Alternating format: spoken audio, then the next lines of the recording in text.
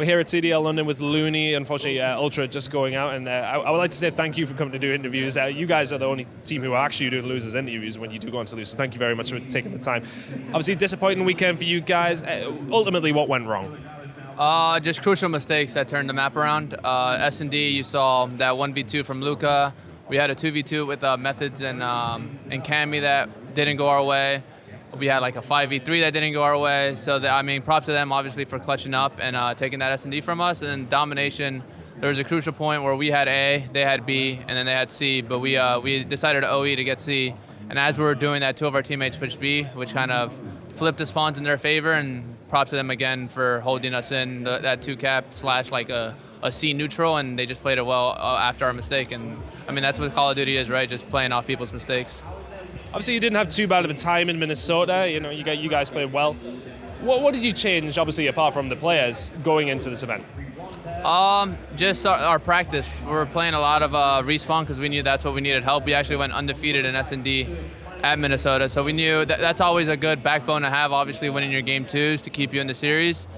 So we knew we had to work on our respawn, and it was a bit better, but we're still making just that one crucial mistake. I think it went from like a lot of mistakes to just that one crucial one that's going to cost you the game. So I think going forward, we just have to keep improving in our respawn. So obviously Bance came in instead of Metals. I don't know how much you can speak on it, but what was the theory behind that change? It was actually a Marky B decision. He felt that Bance can bring more comms, help with the comms a lot, since that is one of our complaints. After, what was it? I think it was playing against London. After the first two maps, we were just like, it's our comms, like fix them. So it's one of our biggest, I guess you can say, mistakes. I guess it's a mistake. So Marky B felt that Ben will help us out, and that was kind of the purpose behind it. So you felt an improvement in the communication this weekend? In some areas, still in those crucial areas, we need to talk more. Those S&D could, if you communicate better, we probably win those and stuff like that. So, communication is always something you can improve on. A lot of people can't shoot and talk at the same time. A lot of people would be surprised at that. So we just had to know how to communicate and the important stuff to communicate.